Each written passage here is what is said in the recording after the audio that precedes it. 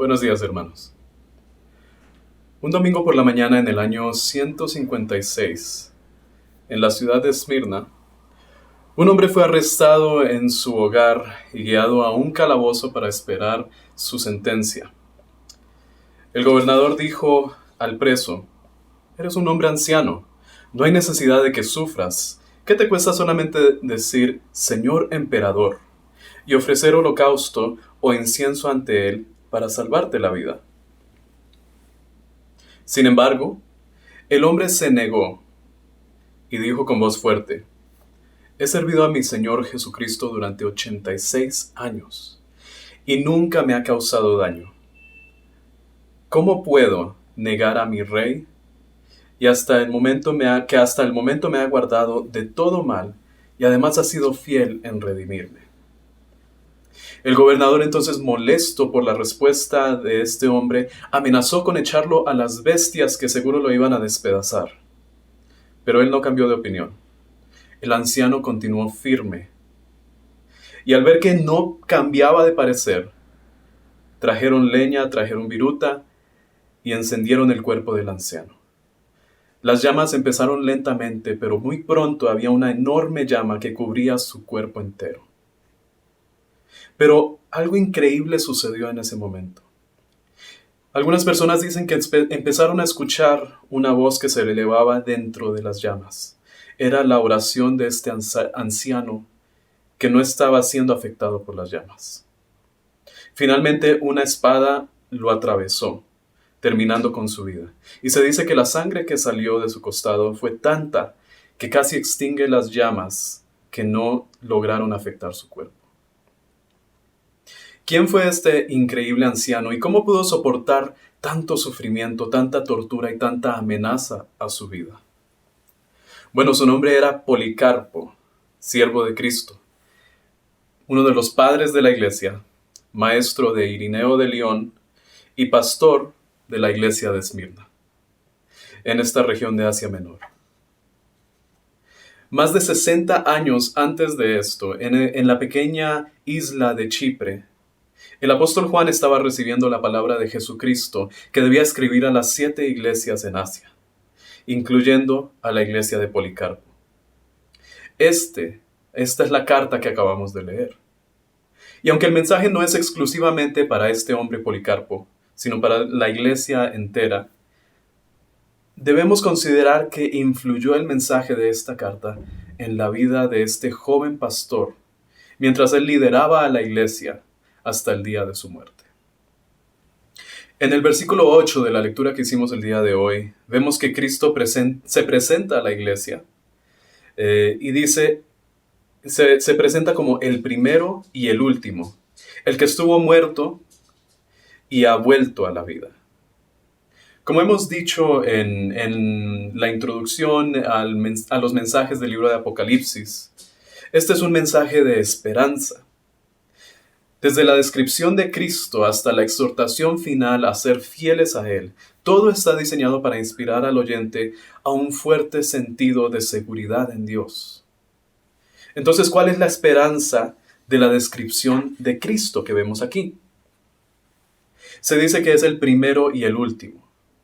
En el capítulo anterior vimos que usó términos similares. Se menciona como el alfa y la omega, el principio y el fin.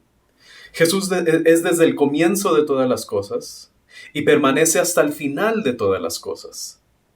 No hay nada que se le escape. No existe alguna cosa que haya sucedido antes, no existe algo que pueda suceder después de él.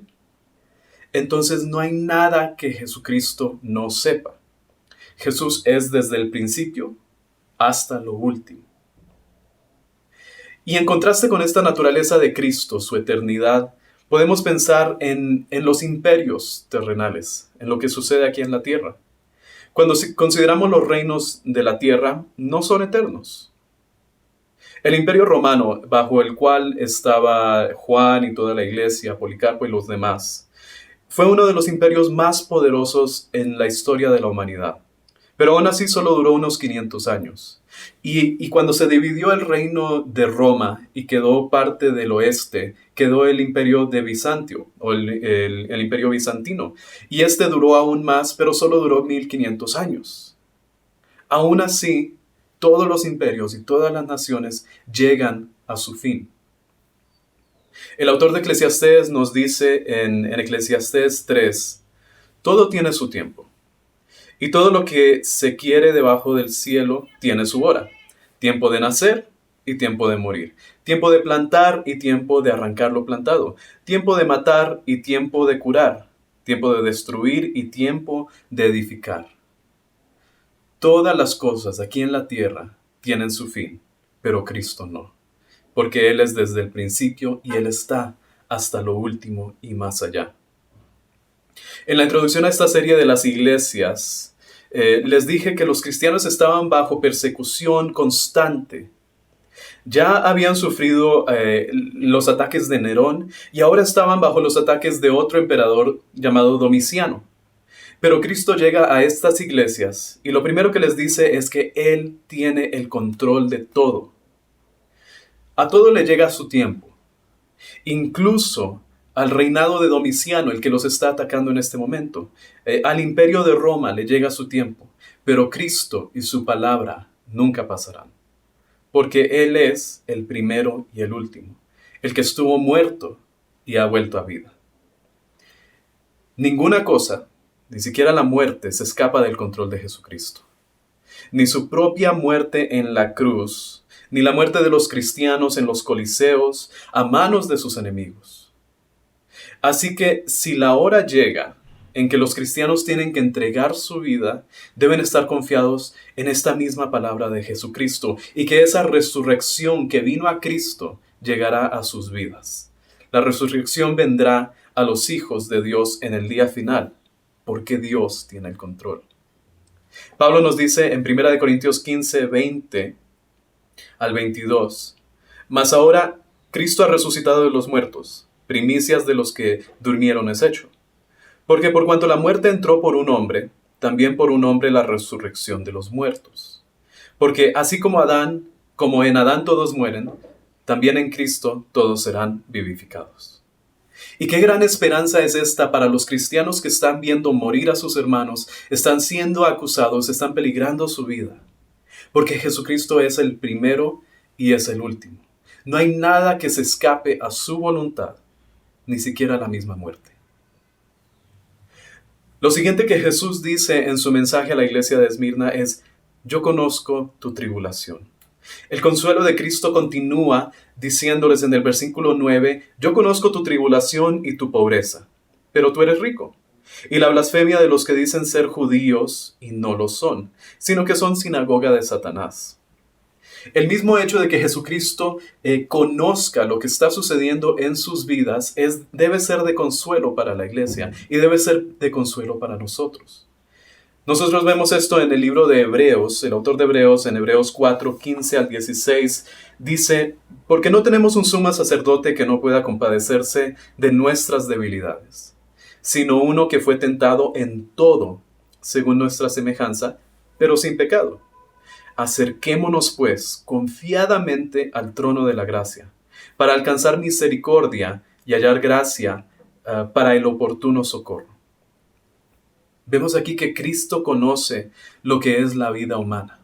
Él conoce lo que es tener debilidad, lo que es tener hambre, lo que es sufrir tentación. Y podemos descansar en que Él conoce también nuestro dolor. Pero aún más específicamente Jesús les está diciendo aquí, reconforta a los cristianos de Esmirna, diciendo que Él conoce su situación específica, lo que están atravesando. Dice que conoce su tribulación y su pobreza. No todas las iglesias pueden ser mega iglesias. No todas las iglesias pueden ser llenas de personas con mucho dinero, ni tener un gran edificio, ni cuentas bancarias enormes. La mayoría de las congregaciones en realidad están llenas de personas humildes que sufren cada día, que piensan en qué harán el día de mañana para traer el pan a la mesa, para proveer para sus familias. Y este es el caso de la iglesia de Esmirna. Pero por encima de esto, Ellos estaban también siendo perseguidos. No solo eran humildes y pobres, estaban sufriendo persecución también de parte del gobierno romano y de la sociedad también. En la antigüedad los cristianos sufrían, eran despreciados, eran discriminados, hasta el punto en que en muchas ocasiones no les vendían los víveres que necesitaban en los mercados, sus vecinos los acusaban, las personas más cercanas a ellos los entregaban para ser asesinados por el gobierno. Jesús le dice a estas personas: yo conozco tu tribulación y tu pobreza. Sin embargo, conociendo toda esta situación, Jesús les dice: pero tú eres rico. Aunque son pobres, dice que son ricos. ¿Cómo puede decir esto? Porque la riqueza no se mide con la cantidad de dinero que tenemos, ni con una cuenta bancaria, ni con una casa enorme, ni con un auto hermoso. La verdadera riqueza está en las cosas que nadie nos puede quitar. La verdadera riqueza está en nuestra familia, está en nuestras amistades, en la alegría, en la paz que podemos tener en nuestras vidas, la tranquilidad. Pero por sobre todas estas cosas, la verdadera riqueza está en conocer a Jesucristo y la salvación que viene por medio de entender el Evangelio de Jesucristo. Porque Jesús mismo dice en Mateo 13, que el reino de los cielos es como un gran tesoro o como una perla preciosa. Hay dos parábolas allí. Cuando alguien la descubre, deja todo atrás, vende todos sus terrenos, todas sus posesiones y se enfoca en obtener solo esa cosa que es de tanto valor. Dejamos atrás el mundo para asegurar este gran tesoro del Evangelio. Entonces podemos no tener dinero, pero si tenemos el Evangelio, somos más ricos que cualquier multimillonario. Y eso es lo que Cristo le está diciendo a esta iglesia. Aunque no son ricos en dinero, son ricos espiritualmente. Son ricos más allá de lo que pueden imaginar. Y les detalla una cosa más sobre lo que conoce de esta iglesia. Dice: conozco tu tribulación, tu pobreza y la blasfemia de los que dicen ser judíos y no lo son. No sabemos exactamente a qué personas se está refiriendo Jesús en este caso. Hay dos especulaciones principales sobre quiénes pueden ser. Quizás era un grupo de hombres y mujeres griegos, romanos, gentiles, que estaban adoptando las costumbres judías porque les gustaban las tradiciones y pensaban que espiritualmente les iba a ayudar y querían imponer eso sobre las personas. Entonces, al ser griegos y romanos, se decían judíos, pero no lo eran, y traían tribulación sobre esos, quizás los entregaban al gobierno. O posiblemente era en realidad un grupo de judíos que estaba acusando, burlándose de la iglesia porque ellos miraban las escrituras y entendían algo diferente. Ellos no creían que había llegado ya la salvación del Mesías. Seguían esperando a que llegara el Mesías. Posiblemente incluso estos judíos estaban causando persecución contra la iglesia. Pero de cualquier manera, sean griegos, sean judíos, hay una cosa que es muy cierta de estas personas. Estos judíos que no son judíos negaban a Cristo. Su entendimiento de las escrituras estaba limitado. Y seguían esperando al gran Salvador, aunque ya había venido y no lo reconocieron. Por esto es que Jesús los ataca al final con unas palabras tan fuertes, diciéndolo o llamándolos sinagoga de Satanás. Y no es que necesariamente ellos adoraran directamente al enemigo de los cristianos, al ángel caído conocido como Satanás, sino que al negar a Cristo, ellos se estaban volviendo herramientas en las manos del enemigo. Jesús dice nuevamente en Mateo 12, 30 al 31, el que no es conmigo, contra mí es, y el que conmigo no recoge, desparrama. Por tanto os digo, todo pecado y blasfemia será perdonado a los hombres, mas la blasfemia contra el Espíritu no les será perdonada. Irse en contra de Dios, irse en contra de Jesucristo, atribuir al enemigo lo que es de Jesucristo, no es perdonado. Es una gran blasfemia, dice aquí. Y eso parece que es lo que estaba diciendo esta sinagoga, estos judíos que no son judíos. Entonces estas personas blasfemaban a Dios, diciendo que Jesús no es el Cristo, diciendo que estos cristianos se equivocaban en adorar a Dios, pero no sabían que al hacer esto, en realidad se estaban oponiendo a Dios y se estaban poniendo en las manos del enemigo. Pero Cristo reconforta a la iglesia de Esmirna diciéndoles, yo conozco todo lo que sucede. Nada está fuera de mi alcance. Todo es parte de mi plan. Porque Dios no nos promete quitarnos las tribulaciones. Dios no nos promete una vida fácil. Lo que sí nos dice es que nuestro sufrimiento no es en vano. Le da sentido a nuestra vida. Porque Él dice que tiene el control de todas las cosas. Lo último del mensaje de Cristo a la iglesia de Esmirna es su palabra sobre cómo actuar frente a la tribulación que están viviendo y la situación que viene a futuro. En el versículo número 10 vemos que dice, no temas lo que estás por sufrir.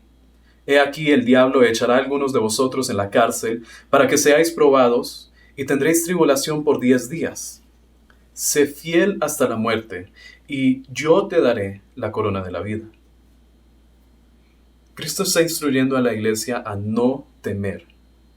Ellos están parados simbólicamente frente a las puertas del infierno que se van a desatar en violencia, en tribulación contra ellos. Pero aún así, Jesucristo les dice, no teman. No deben temer porque, como ya vimos, Dios tiene el control de todas las cosas. Jesús sabe lo que va a suceder. Él tiene un plan y está en control de todas las cosas. Y ese mismo hecho de que Jesús sabe lo que está a punto de suceder nos habla de que Él está en control. Él está en control soberano de todas las cosas, porque a Jesús no se le escapa nada. Podemos pensar en nuestra vida actual. Esta pandemia no fue algo que se le salió de control a Dios. No fue algo que sorprendió de repente a Dios. Dios sabe lo que está sucediendo en este momento. Dios sabe lo que va a suceder a futuro. Y nos dice, no temas. No temas porque yo tengo el control de todas las cosas, porque yo soy el primero y el último, el principio y el fin. Jesús menciona a esta iglesia de Esmirna una tribulación específica que van a tener. Menciona que algunos van a ser encarcelados. Esto servirá como prueba de su fe. Pero, ¿cómo entendemos esto de que prueba de su fe? Pues porque todo momento de dificultad es una prueba de nuestra fe. Cuando nosotros perdemos el trabajo, cuando quizás un hijo o un familiar se enferma, cuando alguien pierde la vida, alguien cercano a nosotros, nuestra fe se pone en prueba. Es en ese momento que llegan a nuestra mente las diferentes dudas. Pueden llegar muchas preguntas a nuestra mente. Pensamos, ¿por qué Jesús no hizo algo? ¿Acaso no sabía que iba a pasar esto? ¿Acaso quizás yo fui una mala persona? ¿O hice algo para merecer este dolor? Pero la respuesta de Jesús es no. Hay circunstancias en las vidas, en la vida que Dios permite o que el enemigo pone o que simplemente suceden como parte de la vida, como parte del pecado que hay en el mundo. Y todas estas dificultades ponen a prueba nuestra fe. Lo importante de todas estas situaciones no es lo que sucede en ese momento o lo que nosotros hacemos, sino cómo reaccionamos. Porque la pregunta es, ¿vamos a confiar en Dios, en ese Dios que dice no temas? ¿Vamos a confiar en lo que conocemos del carácter de Dios? Que es un Dios bueno, que es un Dios justo, que es fiel y que nunca nos ha abandonado. O quizás en el momento de debilidad vamos a ceder al dolor y vamos a hacer como Pedro, que en el momento de mayor dolor negó a su Salvador. Dice que van a haber 10 días donde van a recibir mucha tribulación, van a ser encarcelados. Y estos 10 días de tribulación continuaron por casi 200 años para la iglesia bajo el imperio de Roma. Dentro de este tiempo de dificultad es que el pastor de la iglesia de Esmirna, Policarpo, fue arrestado una noche y sentenciado a la muerte al siguiente día. Dice la historia que la noche que llegaron los soldados romanos a arrestar a Policarpo, él había tenido un sueño donde veía que la almohada en la que descansaba su cabeza se elevaba al cielo y de repente se incendiaba. Entendió en ese momento que Dios le estaba revelando que iba a morir por quemado. Cuando llegaron entonces a su puerta y golpearon los soldados, Policarpo descendió de su habitación tranquilamente y los saludó tan amablemente que uno de los que venía con ellos dijo: ¿por qué hicimos tanto alboroto para aprender a este anciano tan manso? Este anciano entonces les pidió que por favor entraran a su hogar, les dio la bienvenida y le instruyó a los de la casa que prepararan comida para ellos, porque quería que estuviesen bien alimentados los soldados que lo iban a arrestar. Solo les pidió un favor, que le permitieran 1 hora para poder presentarse de rodillas ante Dios y estar en comunicación con su Padre Celestial. Los soldados accedieron a esto y después de cumplirse la hora, él fue voluntariamente con ellos. Esto sucedió un domingo, que era el día de feria o el día de la gran fiesta en la ciudad. El gobernador, mientras llevaban a Policarpo sobre un asno, se detuvo en su carruaje y lo subió para tratar de persuadirlo amablemente que cambiara de opinión. Pero Policarpo se negó. Cuando vieron la firmeza de su fe, empezaron a golpearle y a arrojarlo del carro, y al caer del carro el anciano se lastimó gravemente una pierna. Pero levantándose, él mismo se entregó otra vez en las manos de los alguaciles y siguió caminando al lugar de su muerte, sin ninguna queja en cuanto a la pierna lastimada. Al ser amenazado con bestias salvajes, Policarpo respondió: que vengan las fieras, porque no cambiaré mi fe. No es razonable cambiarnos del bien al mal por razón de las persecuciones. Mejor sería que los hacedores de maldad se convirtiesen del mal al bien. Y luego, al ser amenazado con fuego, exclamó firmemente: usted me amenaza con fuego que arderá tal vez 1 hora y luego se apagará. Pero usted no sabe de la llama del juicio de Dios, que es preparada para el castigo y tormento eterno de los impíos. Pero, ¿por qué demora? Traiga las fieras, traiga el fuego, o traiga lo que sea. Ningún tormento me hará negar a Cristo, mi Señor y Salvador. En ese momento, Policarpo, en la mitad del anfiteatro, empezó a elevar una oración al Padre Celestial. Y la multitud que estaba allí, lista para verlo morir, lo escuchó. Tan pronto dijo el amén, los verdugos prendieron fuego a la leña sobre la cual estaba. Mientras las llamas ascendían hacia el cielo, notaron con asombro que le hacían muy poco daño. A causa de esto ordenaron al verdugo herirle con espada, lo cual fue hecho inmediatamente. La sangre, por el calor del fuego o por otra razón, salió copiosamente de la herida y casi extinguió el fuego. Así, por el fuego y por espada, el fiel testigo de Jesucristo falleció y entró al descanso de los santos. Así fue la muerte de Policarpo de Esmirna. Cuando tenía menos de 30 años, Policarpo escuchó las palabras de Jesús a su iglesia, que le decían: sé fiel hasta la muerte, y yo te daré la corona de vida. Y es difícil pensar en alguien más merecedor de la bendición de la vida eterna que Policarpo de Esmirna. Oremos que Dios nos permita a nosotros serle fiel hasta la muerte.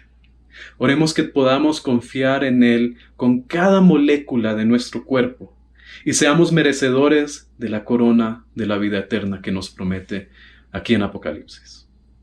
Oremos. Padre Celestial, te agradecemos en esta mañana por tu palabra. Te damos gracias por hombres fieles como Juan, que escribió el Apocalipsis, y como Policarpo, padre de la iglesia, pastor de Esmirna, fiel seguidor tuyo, Señor, que no se dejó amenazar, no se dejó temblar las rodillas cuando lo amenazaron de muerte y con diferentes torturas. Señor, nosotros lo vemos asombrosamente como un ejemplo fuerte de lo que debe ser un fiel cristiano a ti. En este momento, Dios, estamos pasando algunas tribulaciones, algunas cosas, algunas situaciones que amenazan nuestra salud, que amenazan nuestra seguridad, que amenazan quizás nuestro empleo, nuestro bienestar. Señor, queremos que esta palabra que tú nos das por medio de la iglesia de Esmirna sea real en nuestro corazón. Que no temamos ante las tribulaciones que estamos sufriendo y que vamos a sufrir. Que podamos pararnos firmes y decir, yo no voy a negar a mi Cristo. Yo no voy a negar a mi Salvador. Señor, no sabemos si viene algo mejor o algo peor a futuro, pero sea lo que sea que venga en nuestro futuro, permítenos decir que no te vamos a negar. Permítenos permanecer firmes en tu palabra y tener la certeza de la vida eterna que tú nos prometes aquí en la promesa de esta iglesia. Gracias por lo que has hecho en nuestra vida y te pedimos que sigas bendiciendo y sigas fortaleciéndonos cada día más y más. Todo esto lo oramos únicamente en el nombre de tu Hijo Jesucristo, que entregó su vida por nosotros en la cruz. Y es en su nombre que oramos. Amén.